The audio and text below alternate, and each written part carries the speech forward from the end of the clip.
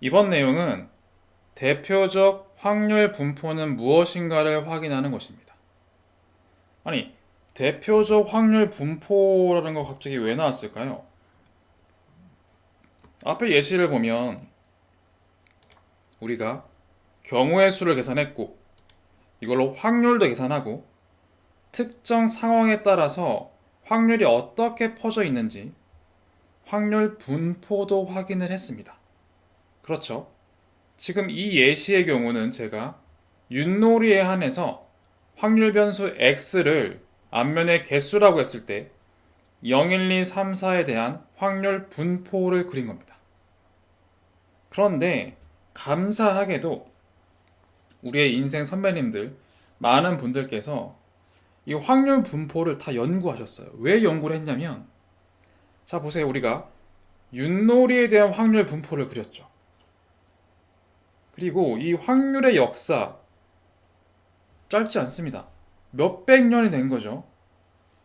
동전 던지기도 확률 분포를 그려보고 그 이외에 다른 여러 가지 상황에 대해서 확률 분포를 굉장히 많이 그려봤습니다. 엄청나게 많이 그려봤습니다. 그랬더니 특이하게도 이 현상, 이 세상에 존재하는 수많은 문제에 대해서 확률 분포를 거의 다 그려봤는데 이 분포들이 특정한 분포를 따르더라 이것입니다.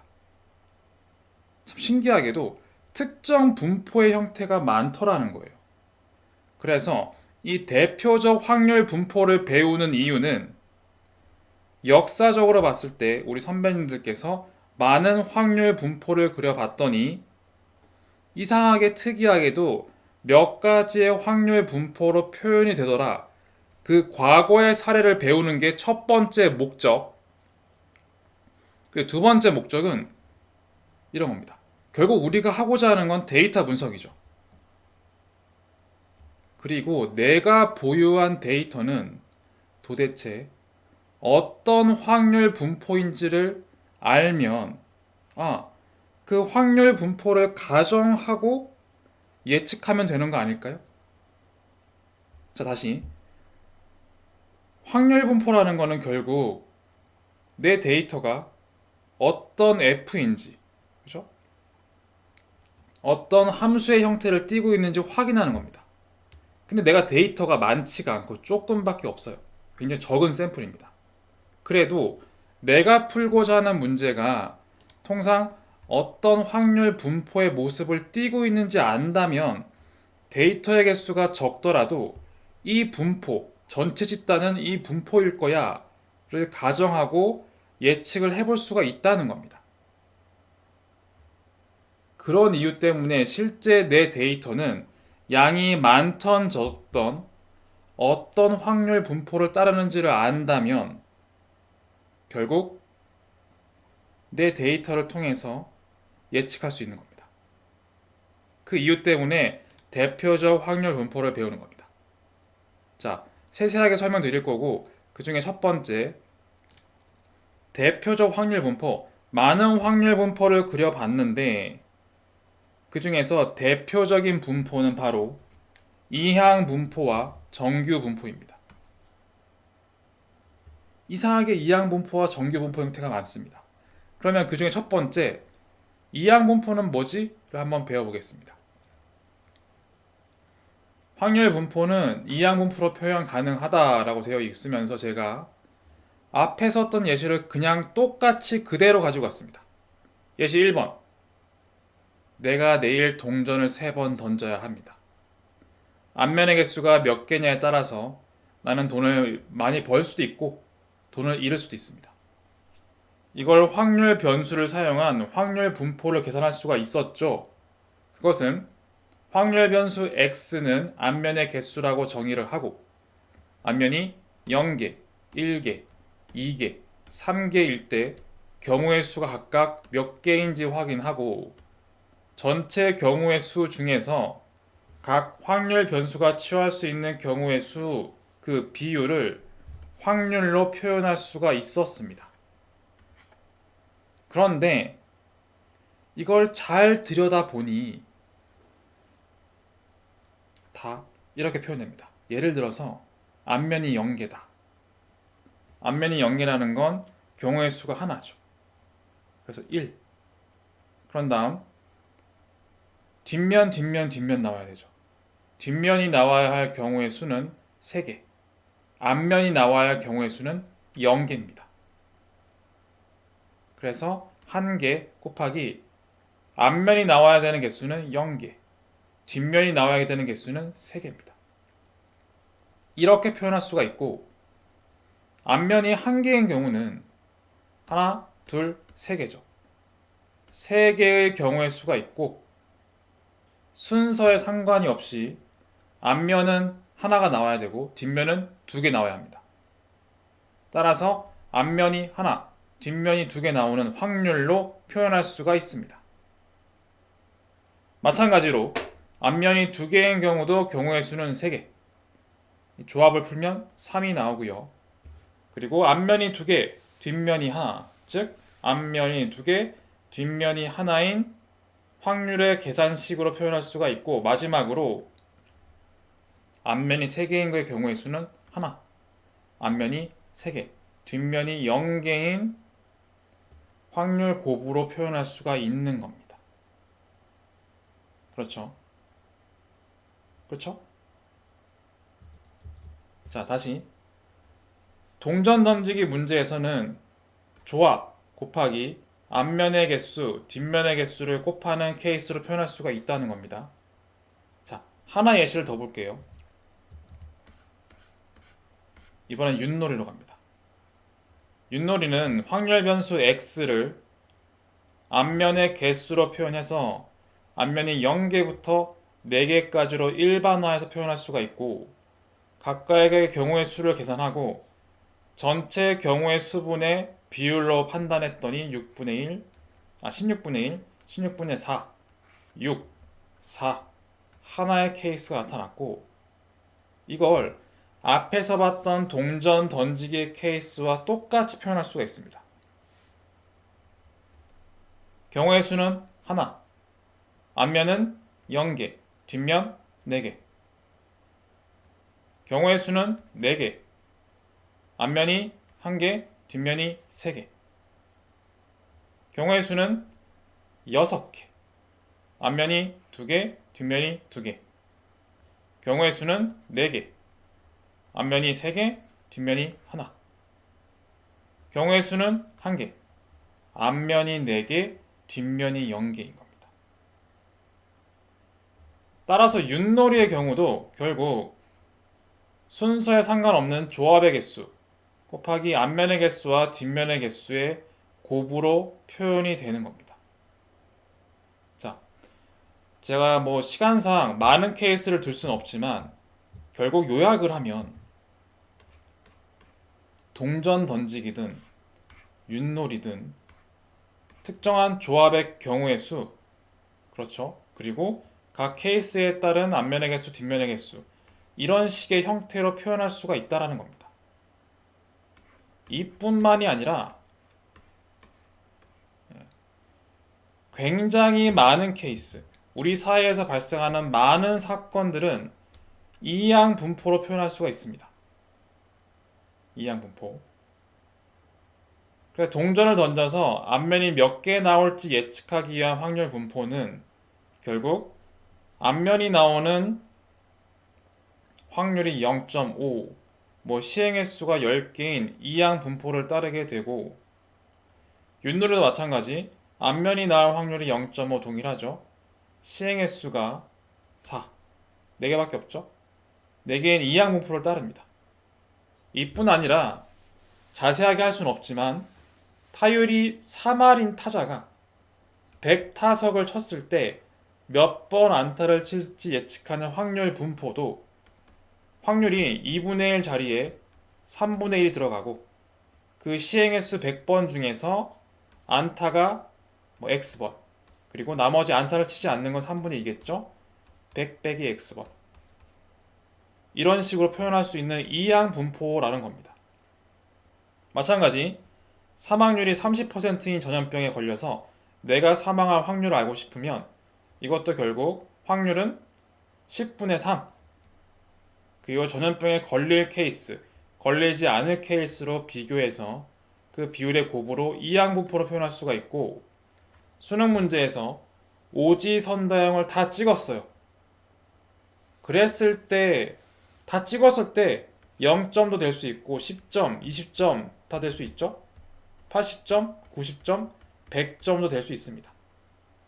이 중에서 80점일 확률을 마찬가지 표현식으로 이항분포로 표현할 수가 있다는 겁니다. 자, 이항분포가 무엇입니까? 앞에서 확인하셨듯이 조합 곱하기 각 케이스의 횟수처럼 함수 표현식이 이렇게 표현되는 겁니다. 조합 그리고 실제 그 사건이 일어날 확률의 횟수 x번 그리고 실제 그 사건이 일어나지 않을 확률분의 나머지 횟수로 표현될 수 있는 모든 분포는 바로 이항분포라고 합니다. 그래서 앞에서 봤던 동전 던지기 문제, 윷놀이 문제, 그 이외에 우리 사회에 발생하는 이 수많은 문제들은 결국 다 이렇게 조합, 일어날 횟수의 확률, 일어나지 않을 횟수의 확률의 곱으로 표현된다라는 겁니다. 그리고 이렇게 표현되는 모든 것들은 결국 아래와 같은 각 확률 변수 x가 0부터 4까지 x가 0, 1, 2, 3, 4일 때의 확률 값으로 표현되고 결국 이것이 y는 fx에 대한 함수식 확률 질량 함수처럼 표현이 되는 겁니다. 그래서 사실은 이제부터 우리가 느낄 건 무엇이냐? 좀 더 심플리파이가 된 거예요. 제가 앞에서 동전 던지기 문제, 윷놀이라고 했지만 이젠 그저 이 식의 대입만 하면 이 그림이 나오는 겁니다.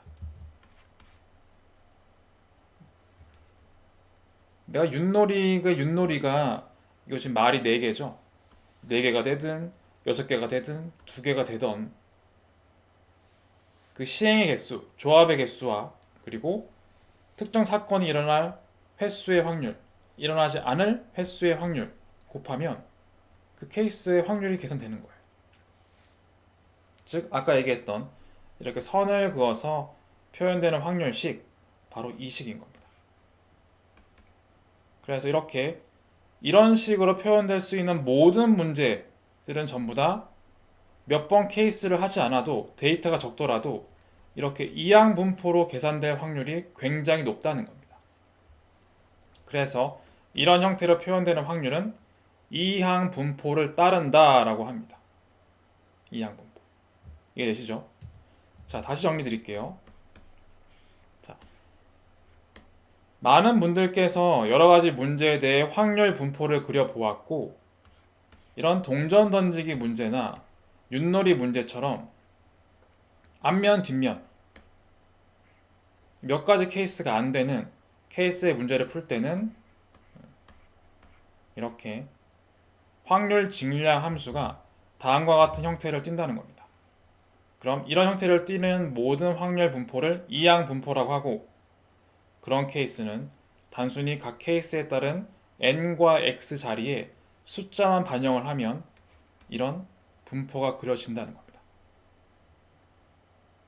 자, 그러면 여기까지 얘기하면 확률 분포에 대한 개념이 좀 잡혀졌을 거예요. 그런데 앞에 우리 사회에 발생하는 많은 사건들을 설명하는 확률 분포라고 했는데 결국 y는 fx에서 분포를 안다는 건 무슨 의미죠? f를 안다는 겁니다. 그렇죠? 우리 이제 확률 배우고 있죠? 확률을 배운다는 뜻은 확률은 모델을 안다는 거예요. 주어진 모델을 안다. 기억나시죠? 주어진 모델을 f를 알고 이걸 통해서 y를 추론하는 게 확률이었습니다. 지금 이 f라는 거를 확률 분포로 가정하는 겁니다.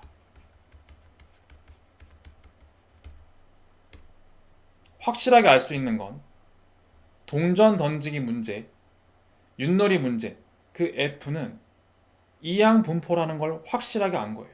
적어도 그 두 가지 케이스에 대해서는. 따라서 이제는 만약에 여러분들이 동전 던지기 또는 윷놀이를 할 때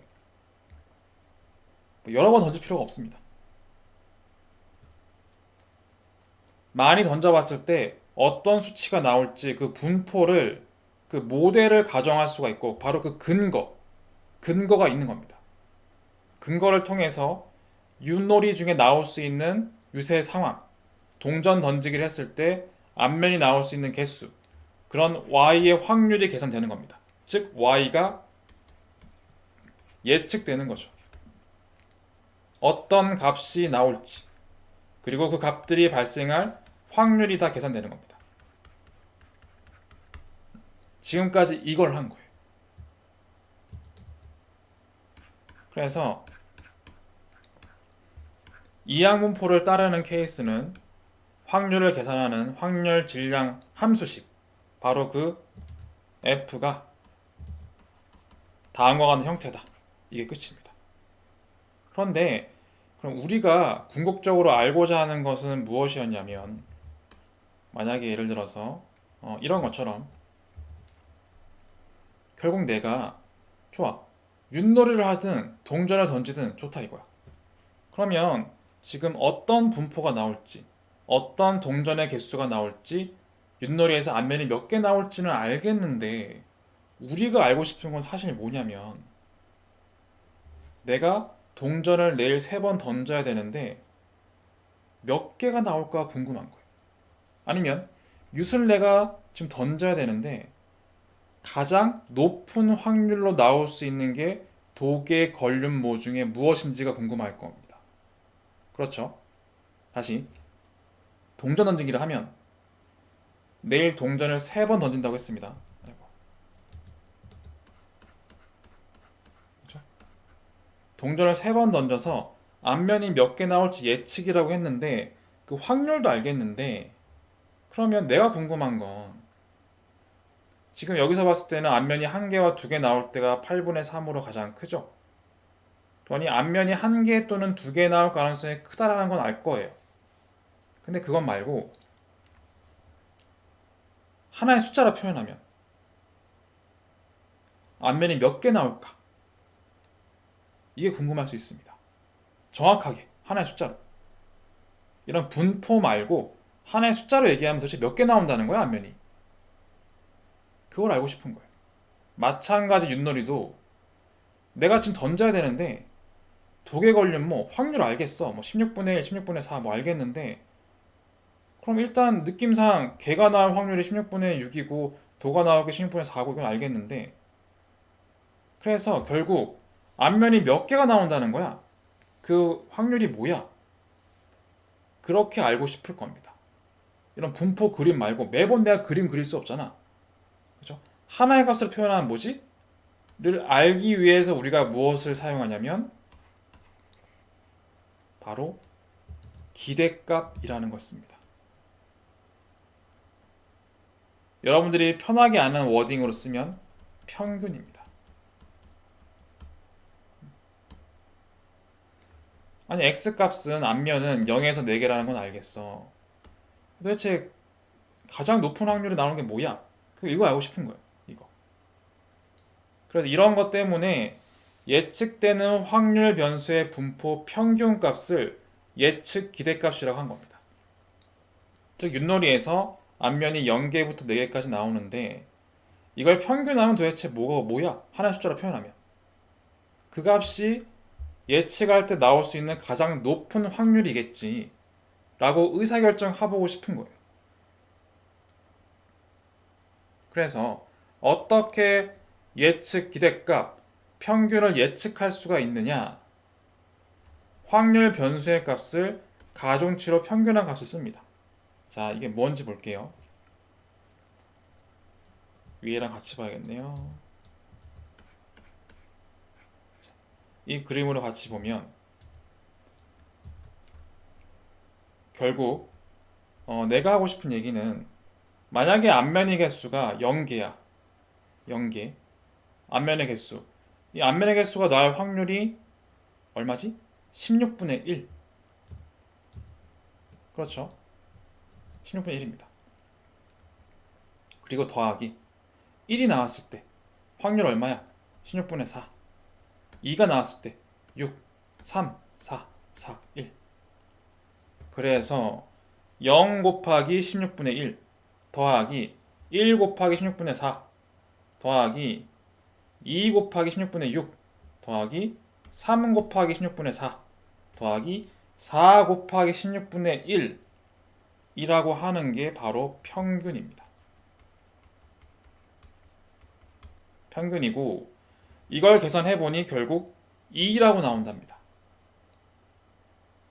그래서 확률은 내가 모르겠고 알고 싶지도 않고 어쨌든 0, 1, 2, 3, 4 중에서 가장 평균적으로 예측될 수 있는 가장 높은 기대값은 0, 1, 2, 3, 4 중에 뭐야? 라고 했더니 2라는 겁니다. 확률적으로도 사실은 가장 높은 확률을 보이는 게 2죠. 그렇게 봐도 되고 근데 매번 확률을 그리는 게 엄청난 일이거든요. 특히 문제가 복잡할수록 x라는 것들이 지금은 0, 1, 2, 3, 4 5개밖에 없지만 뭐 수십 개, 수백 개가 될 수도 있습니다. 그때마다 이 그림을 다 그리는 게 엄청난 일이 되겠죠. 그래서 그냥 난 분포까진 모르겠고 그 예측값이 뭐가 가장 나올 확률이 높은 거야. 그걸 그냥 평균으로 계산하자는 겁니다. 평균 계산했더니 윷놀이에선 앞면이 2개 나오는 게 가장 크다 라고 나온 겁니다. 그리고 이걸 표현한 값은 아래와 같은데 아마 여러분들이 이렇게 평균을 쓰면 아마 좀 어색할 겁니다. 앞면의 개수 곱하기 확률의 합? 뭐 그럴 것 같은데 이게 왜 내가 알고 있던 평균인 거지? 내가 알고 있는 평균은 이런 거일 거예요. 합 개수. 맞죠? 전체 합을 개수로 나눈 거예요. 예를 들어서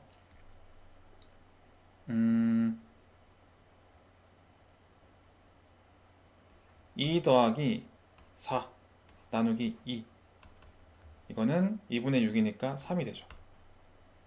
2와 4의 평균은 3이다. 이렇게 쓰고 있죠. 난 내가 알고 있던 평균은 이런 개념인데 지금 갑자기 확률을 배우면서 아니 앞면의 개수 곱하기 확률 더하기 앞면의 개수 곱하기 확률 더하기 앞면의 개수 곱하기 확률 이걸 다 더하고 있네? 이거랑 내가 아는 개념이 다른데 싶으실 수도 있습니다. 내가 아는 평균은 전체 숫자의 합 나누기 개수일 뿐인 거죠. 근데 이거나 이거나 결국 같은 겁니다. 왜 그런지 볼까요? 자, 이 식을 포인트 하세요. 3이 평균 값인데 이걸 제가 분해해 보겠습니다. 분해하면 이렇게 됩니다. 자, 2분의 1, 2 더하기 4죠. 이상하지 않죠? 2분의 1을 하나씩 나눕니다. 그러면 2분의 1 곱하기 2 더하기 2분의 1 곱하기 4가 됩니다. 다시 또 써드리면 위치 바꿀게요. 서로 2 곱하기 2분의 1 더하기 4 곱하기 2분의 1입니다. 그렇죠. 이 형태가 뭐죠? 앞면의 개수 곱하기 확률입니다. 앞면의 개수가 2가 나왔을 때 확률은 2분의 1, 4가 나왔을 때 확률은 2분의 1. 그렇죠. 동일한 겁니다. 즉 우리가 확률이라는 거를 전체 합 나누기 개수로 배웠던 건 이게 이해하기 쉬웠기 때문입니다. 쉬웠기 때문이고 정확하게 얘기하면 평균이라는 거는 기대값이라는 건 결국 각 케이스 우리가 가진 숫자는 2랑 4밖에 없습니다. 그리고 2든 4든 선택될 확률은 둘 중에 하나니까 2분의 1인 거예요. 그래서 2가 선택될 확률은 2분의 1, 4가 선택될 확률도 2분의 1인 겁니다. 그래서 그리고 각 값이 선택될 확률 더하기 이 값이 선택될 확률 더하기가 평균인 겁니다. 이걸 조금 더 확률을 배웠던 여러분들 입장에서 좀 더 정형화, 일반화된 표현식을 쓰면 각 확률 변수 그리고 각 확률 변수가 발생할 확률의 합인 겁니다.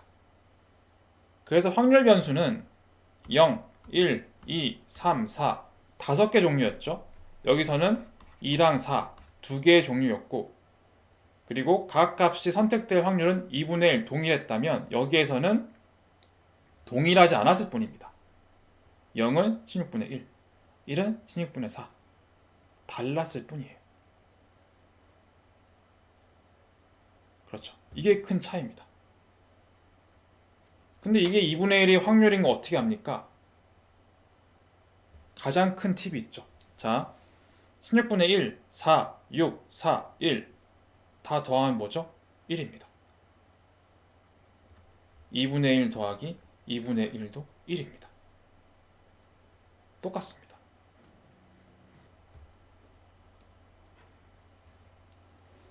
그래서 지금부터는 제가 확률 또는 기대값이라고 표현하는 것들은 여러분들이 기존까지 배웠던 평균 표기식인 전체 합 나누기 전체 개수가 아니라 이제는 아래와 같은 표현식으로 표기할 겁니다. 그 차이밖에 없습니다. 즉, 여러분들이 알던 평균식이 잘못된 건 아니고요. 우린 이제 확률을 배웠기 때문에 확률을 사용한 표현식으로 하나 더 알아가는 것 뿐입니다. 그래서 이 표현식은 확률 변수 x의 기대값 평균은 이 확률 변수 x가 x의 각 값들, 스몰 x죠. 각 값들이 0부터 n까지 될 수가 있죠. 지금 이 윷놀이 문제에서는 0부터 4까지입니다. 0부터 4까지 각 값들에 대한 기대값의 전체 합이다. 그럴듯 하죠. 그리고 스몰 x, 각 확률 변수의 값 x가 0부터 4까지 될 각각의 확률은 각 확률 변수 곱하기 확률이었습니다. 그래서 각 확률 변수 x 그리고 그 x가 발생할 확률 fx였던 겁니다.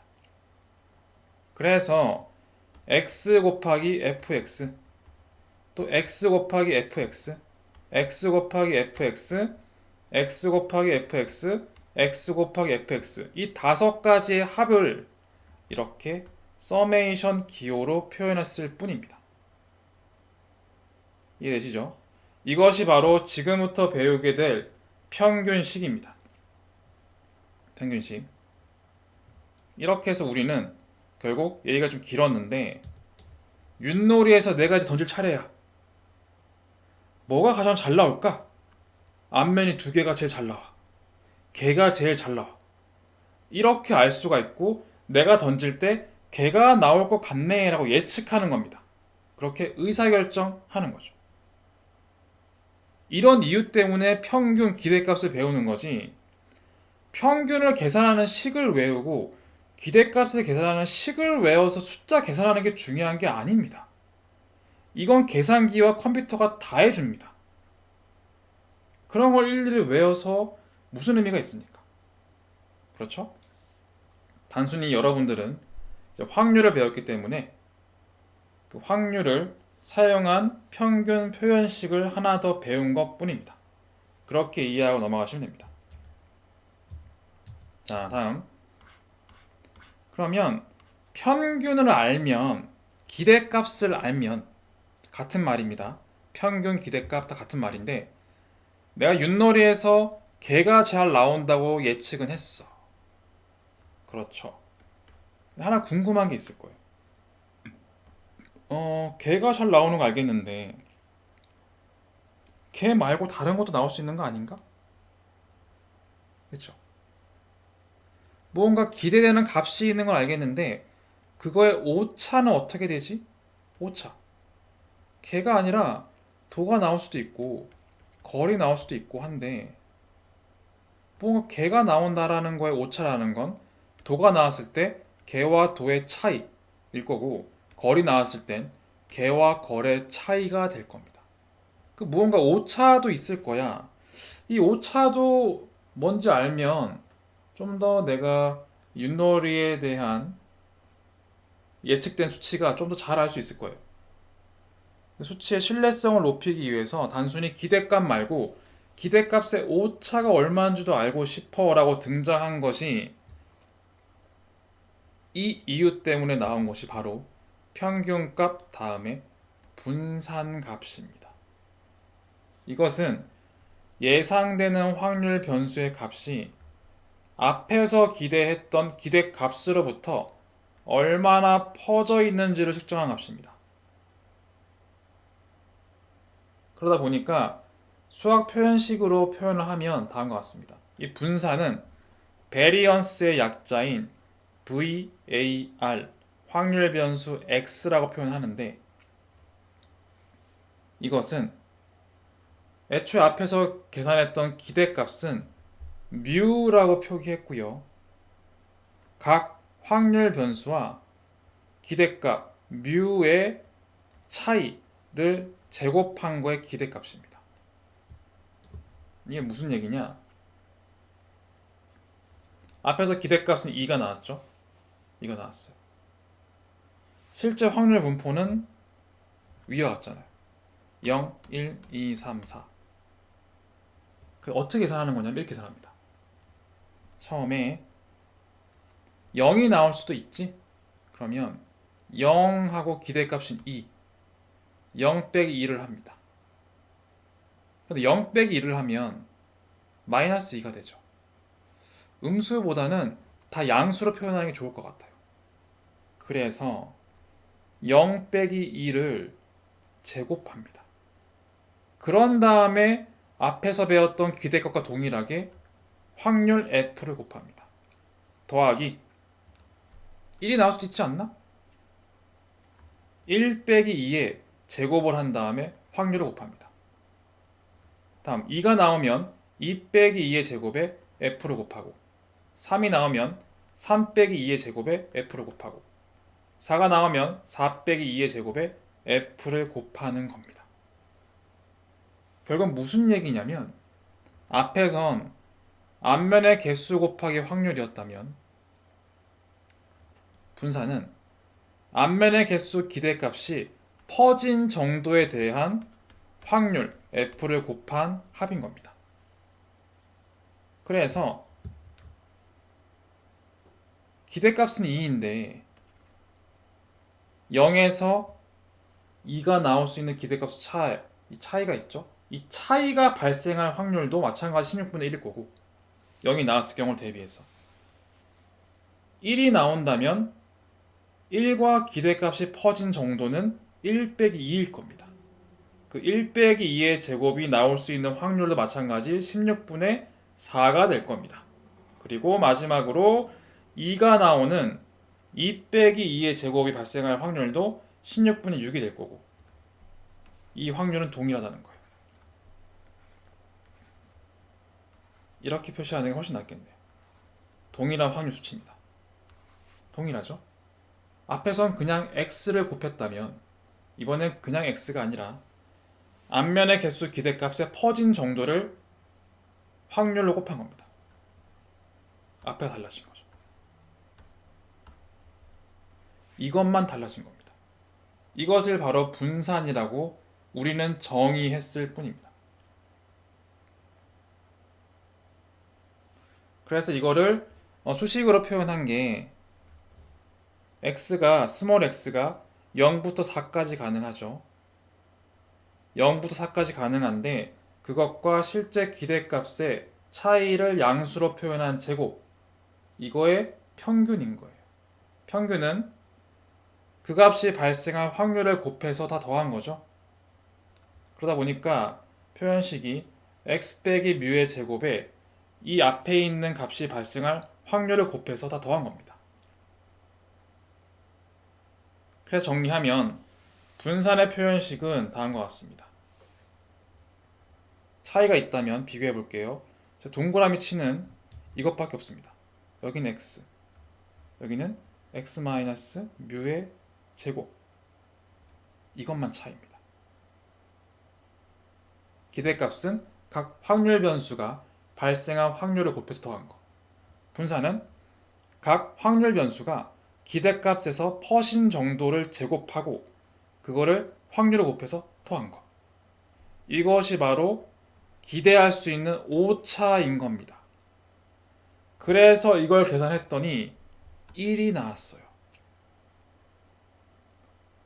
이걸 정의하면 윷놀이는 기대값상 두 개가 앞면이 나올 수가 있고 이거의 오차는 하나 정도라는 겁니다. 오차의 평균은. 즉 거의 도에서 거리 나올 수 있을 거야 라는 뜻인 거죠. 기대값은 개인데 하나의 차이니까 하나의 차이는 도 아니면 걸밖에 없죠. 거의 뭐 도 아니면 걸 차이가 나오지 않을까로 오차를 하나의 숫자라 표현한 겁니다. 이해되시죠? 자, 그럼 정리해 보겠습니다. 이항분포를 다 설명드렸는데 우리 선배님들께서 확률 분포를 여러 번 해봤더니 그 중에서 대표적인 게 이항분포였다.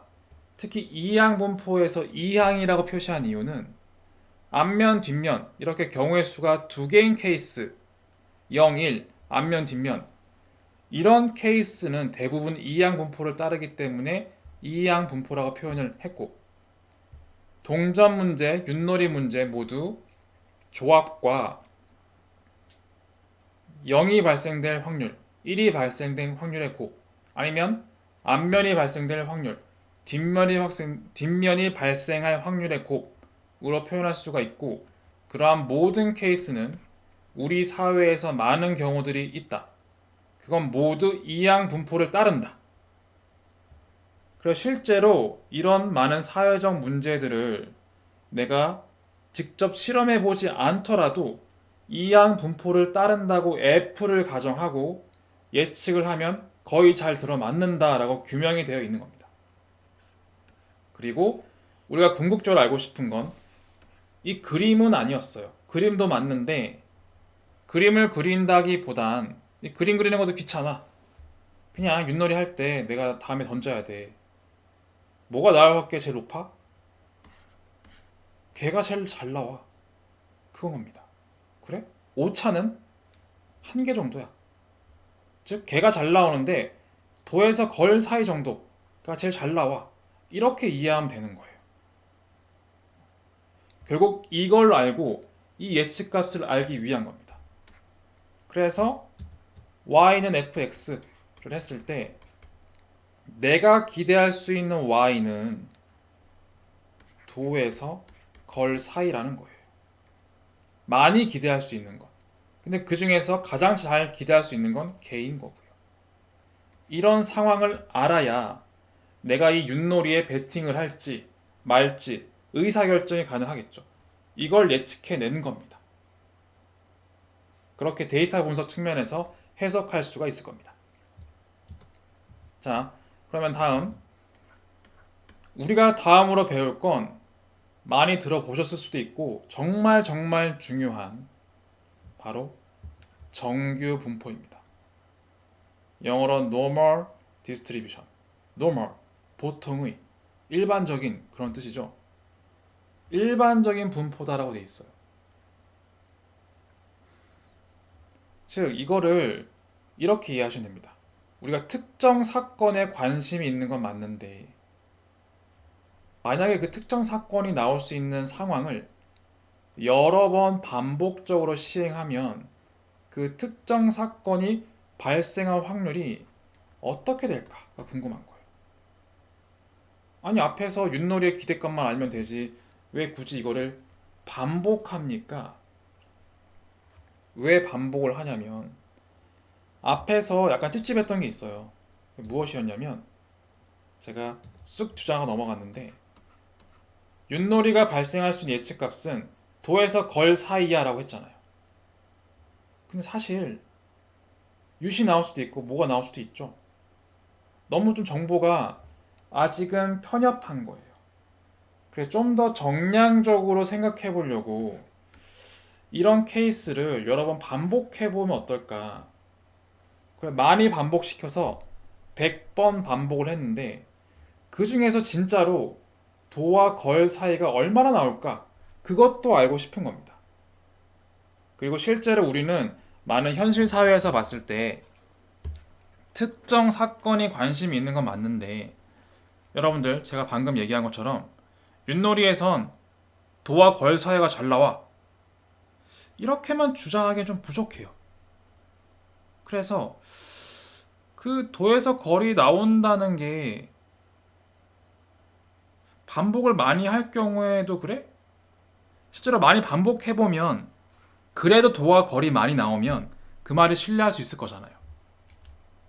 그리고 우리는 데이터 분석 관점에서 과거의 많은 상황들을 반복적으로 해볼 필요도 있습니다.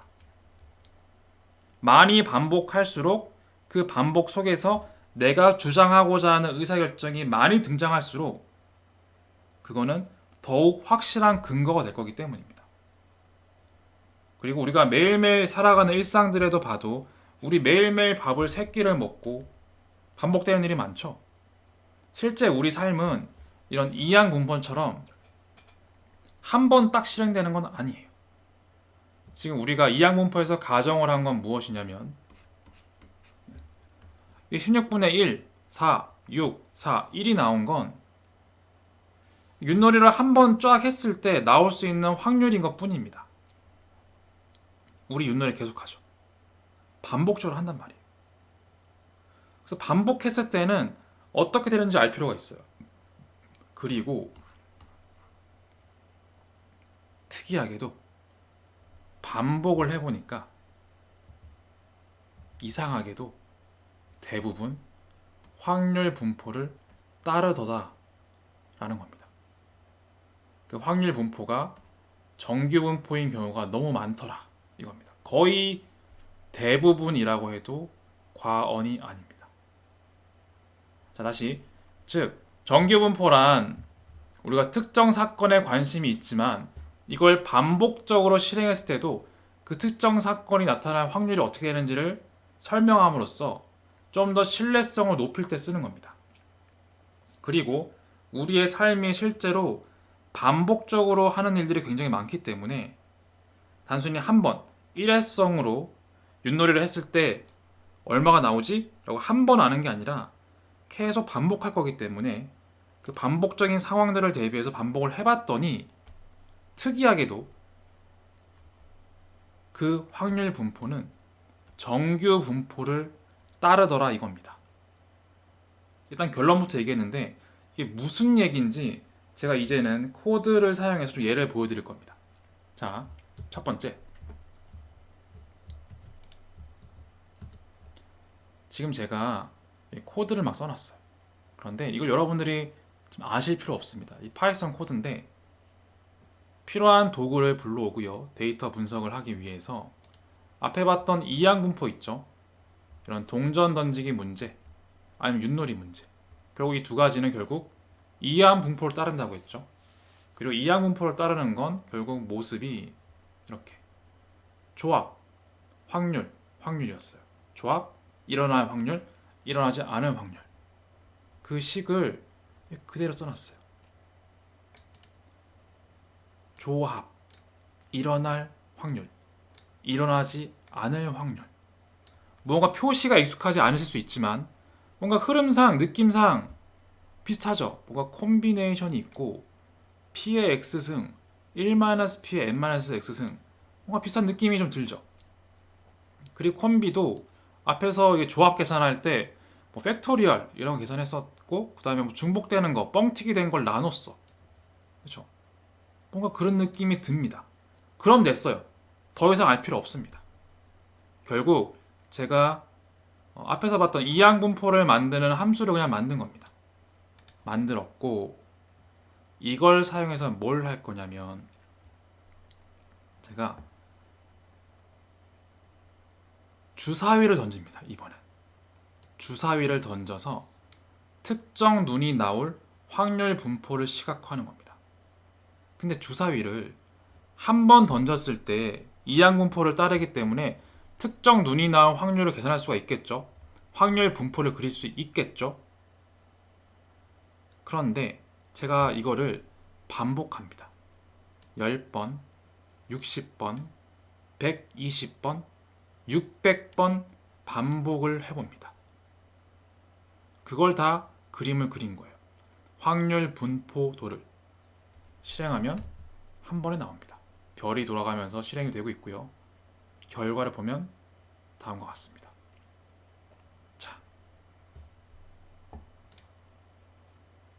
자, 10번 반복을 했을 때 특정 눈이 나올 확률 분포인데 특정 눈을 예를 들어서 1이라고 할게요. 자, 1이라고 했을 때 10번 반복했을 때 1이 한 번 나올 확률은 0.32쯤 되고 1이 두 번 나올 10번 중에 두 번 1이 나올 확률은 0.27, 28 되는 것 같아요. 10번 중에 3번 1의 눈이 나올 확률은 0.16 이렇게 그림을 그린 겁니다. 분포도. 그렇죠? 우린 특정 사건에 관심 있잖아요. 주사위 중에 나는 1이 나와야 돼. 1이 나와야 돈을 따. 그러면 1이 10번 던지면 몇 개 나온다는 거야. 반복해봐. 그게 정확할 수 있잖아요. 단순히 1이 나올 확률은 6분의 1입니다. 주사위 6개 중에서 6개 눈금 중에서 1이 나올 확률은 6분의 1인데 이걸 반복해봤더니 10번 중에 한 6번 정도 1이 나올 확률은 굉장히 작죠. 0.01 정도 되네요. 한 번 나올 확률은 0.32 정도 되고요. 이렇게 볼 수가 있는데 이걸 10번이 아니라 60번을 하니까 모양이 이런 그림이 아니라 마치 좌우가 대칭이 되는 것 같은 종 모양의 흐름이 생깁니다. 120번, 600번을 했더니 마찬가지로 좌우가 대칭인 종 모양의 확률 분포도가 나타납니다. 그렇죠? 신기하죠? 즉, 반복을 많이 할수록 이런 유니크한 그림이 아니라 좌우가 대칭인 종 모양의 그림이 나타나게 되고 이것을 바로 정규 분포라고 합니다. 좀 이상하시면 이렇게 설명드릴게요. 자, 10번 던졌을 때 1이 나올 확률이 몇 번일까요?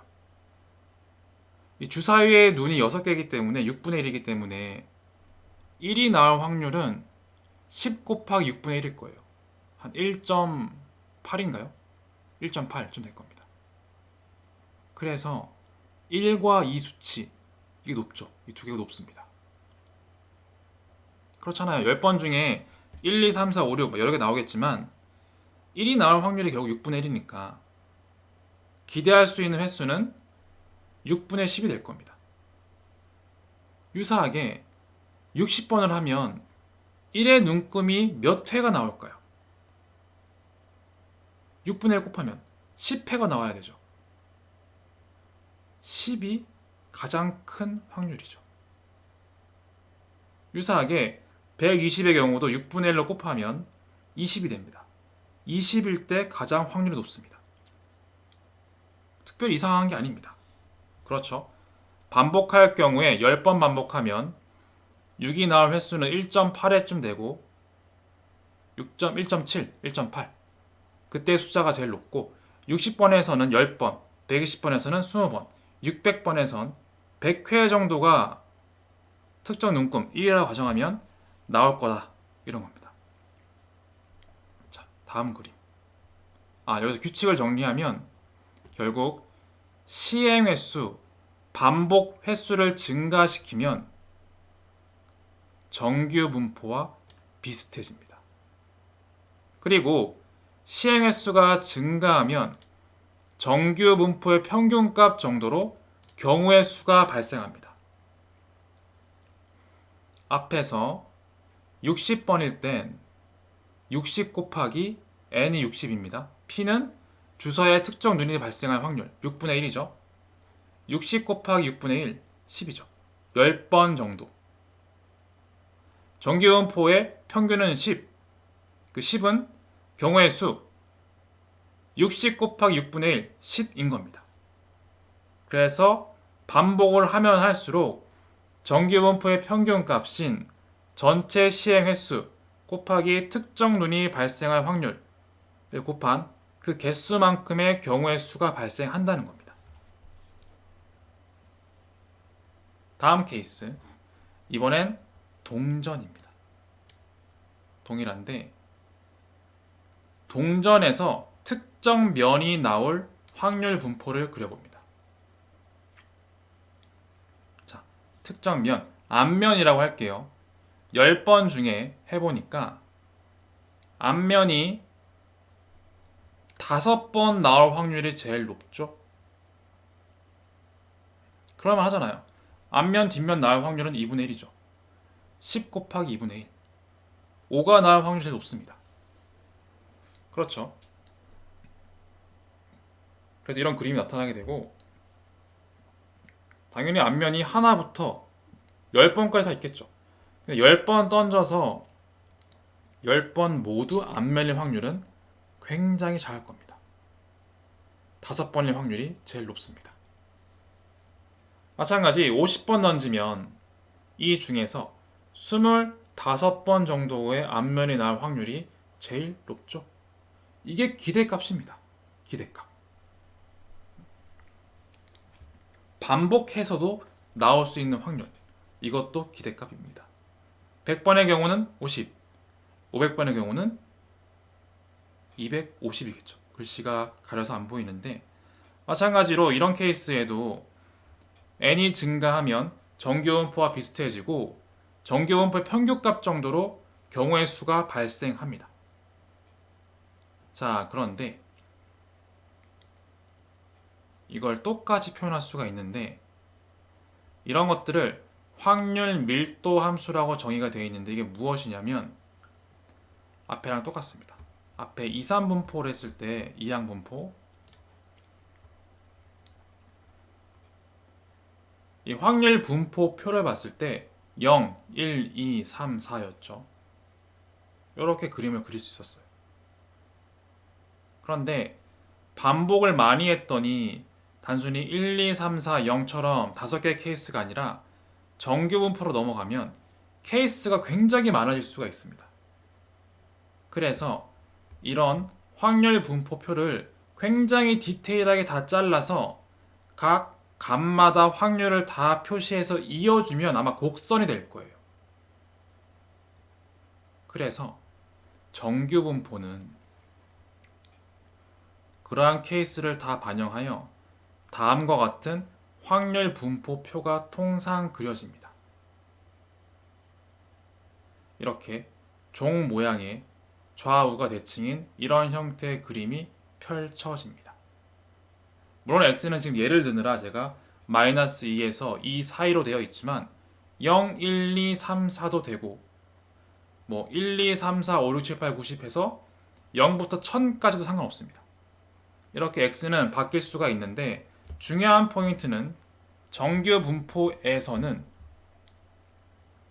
이렇게 종 모양의 좌우 대칭인 것들이 표시가 된다는 겁니다. 그리고 이 정규 분포를 따른다 라고 하는 건 수학식은 다음과 같아요.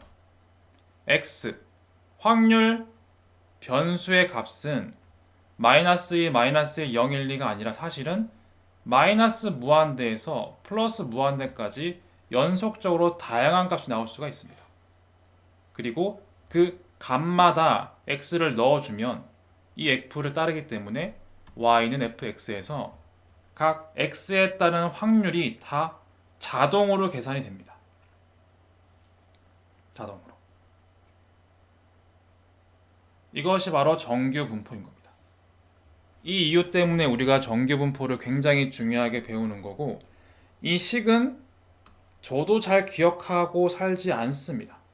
기억할 필요 별로 없습니다. 이 흐름이 더 중요합니다. 단 하나의 차이가 있다면 제가 앞에서와 달리 이름이 좀 다를 거예요. 자, 앞에선 확률 질량 함수라고 했습니다. 그런데 이제는 질량 함수가 아니라 확률 밀도 함수라고 표시하고 있습니다. 밀도 함수. 앞에선 밀도가 아니라 질량, 밀도 다르죠. 이것만 다릅니다. 왜 다르냐면 앞에서 질량 함수라고 쓴 거는 확률 변수 x가 유한계일 때 사용합니다. 유한계. x가 셀 수 있다는 거예요. 셀 수 있을 때는 그 각각의 값을 질량이라고 얘기하고 x가 유한계가 아니라 무한계의 값, 셀 수가 없을 정도로 많습니다. 그럴 경우에는 각각의 질량을 계산하기 어렵기 때문에 밀도라는 표현을 씁니다. 그래서 확률 밀도 함수라고 표현하는 것 뿐입니다. 근데 이 이름이 별로 중요하진 않아요. 결국 어쨌든 간에 요지는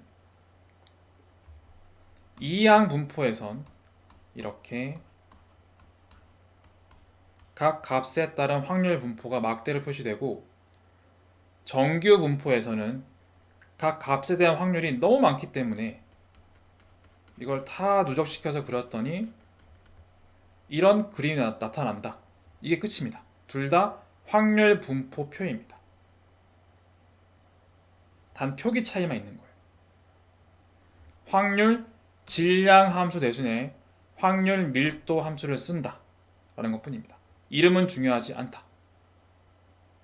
또 하나, 앞에서 이항 분포일 때 예측 기대값, 예측 기대 오차를 계산했죠. 그 수식과 의미 완벽하게 100% 동일합니다. 단 표기법만 다릅니다. 앞에 이항 분포에선 기대값 계산할 때 x 확률 변수 값, 그 확률 곱해서 다 더했죠.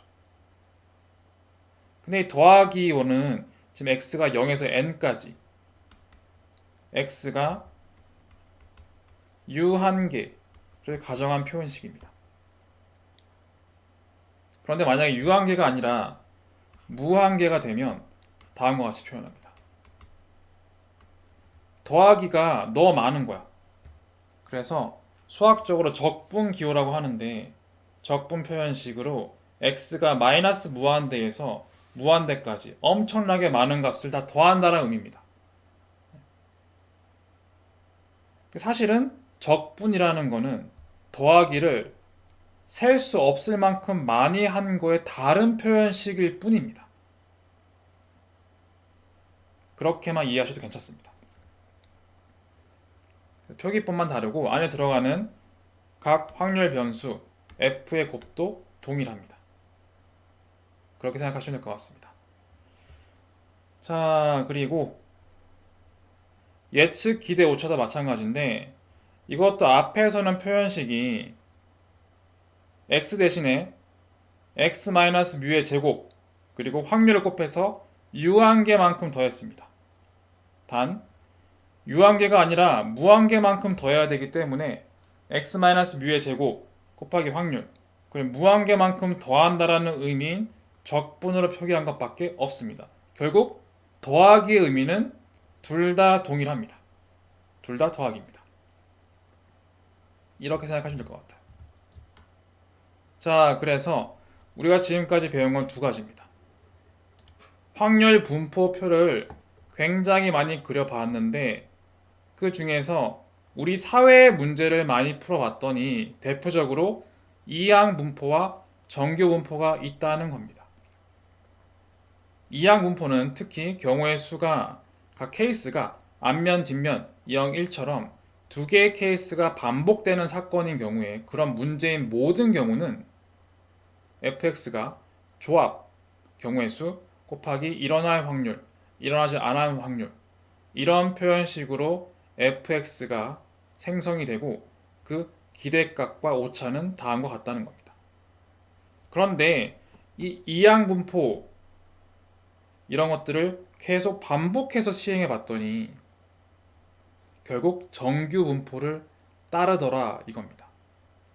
실제 반복을 했더니 특정 케이스가 발생할 확률이 종 모양의 좌우가 대칭인 정규분포를 따르고 특징이 있는데 시행 횟수가 증가하면 정규분포를 따르고 그 평균값 정도로 경우의 수가 여러분들이 원하는 그 사건, 그 이슈가 발생하더라 이겁니다. 그리고 이걸 여러 가지 케이스의 합인데 그 케이스를 함수식으로 표현해 봤더니 다음과 같은 복잡한 함수입니다. 상관없습니다. 상관없는데 결국 이거의 확률 분포도는 막대가 굉장히 작은 막대가 누적돼서 쌓여 있는 이런 선으로 이어진 모습을 취하고 있다. 그리고 그것의 예측 기대값, 예측 기대 오차는 이항분포에서 배웠던 표현식과 완벽하게 의미는 동일하다. 단 연속적으로 많은 값들을 더하기 때문에 표기식만 더하기 시그마 기호 대신에 적분 기호를 쓴다. 이게 다입니다. 자, 이렇게 해서 이항분포와 정규분포를 간단히 살펴봤습니다.